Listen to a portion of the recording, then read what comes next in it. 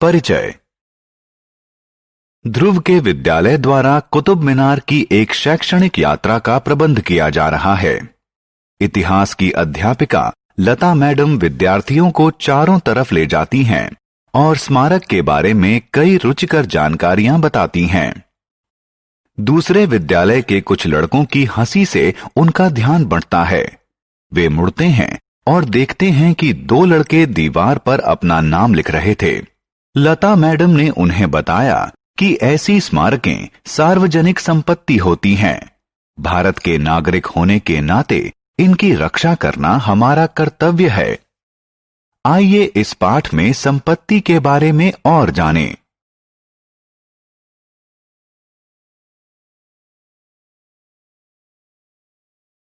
आओ सीखें।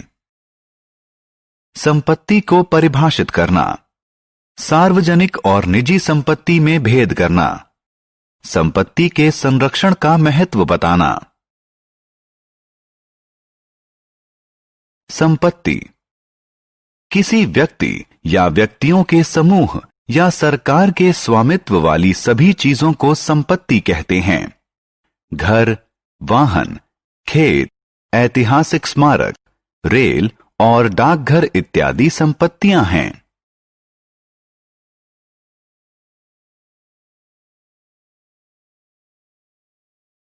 निजी संपत्ति किसी व्यक्ति या व्यक्तियों के समूह के स्वामित्व वाली संपत्ति को निजी संपत्ति कहते हैं।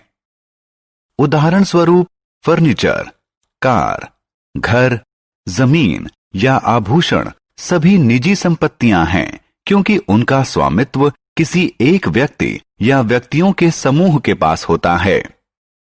निजी संपत्ति के स्वामी अपनी संपत्ति को बदल सकते हैं, बेच या खरीद सकते हैं या जला भी सकते हैं। सार्वजनिक संपत्ति सरकार के स्वामित्व वाली संपत्ति को सार्वजनिक संपत्ति कहते हैं। ऐसे संपत्ति का उद्देश्य आम लोगों का हित होता है। ये लोगों के उपयोग के लिए उपलब्ध रहती हैं। देश के सभी लोगों को इनके प्रयोग का समान अधिकार है। सार्वजनिक पार्क, रेल, डाकघर, सड़क, सरकारी विद्यालय, सरकारी कॉलेज और सरकारी अस्पताल सार्वजनिक संपत्ति हैं। क्योंकि सार्वजनिक संपत्ति की स्वामी सरकार होती है, इसलिए सरकार ही उन्हें बेच या बदल सकती है या नष्ट कर सकती है। निजी संपत्ति का महत्व। संपत्ति का स्वामित्व किसी व्यक्ति के सामाजिक स्तर को सुधारता है। निजी संपत्ति को आपातकाल में धन के बदले बेचा जा सकता है।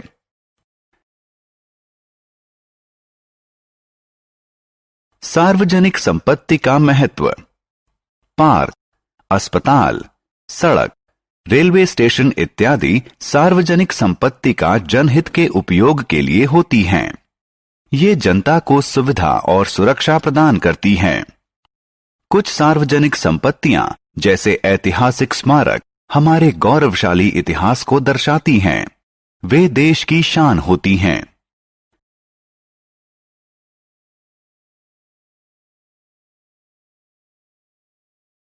संपत्ति का संरक्षण। लोगों को संपत्ति की देखभाल करनी चाहिए।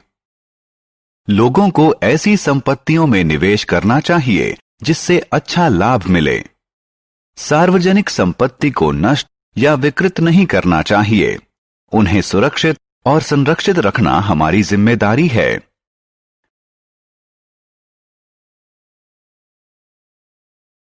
हमने क्या चर्चा की?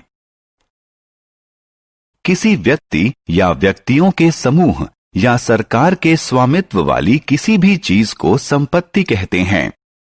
निजी संपत्ति का स्वामित्व किसी व्यक्ति या व्यक्तियों के समूह के पास होता है। सार्वजनिक संपत्ति की स्वामी सरकार होती है।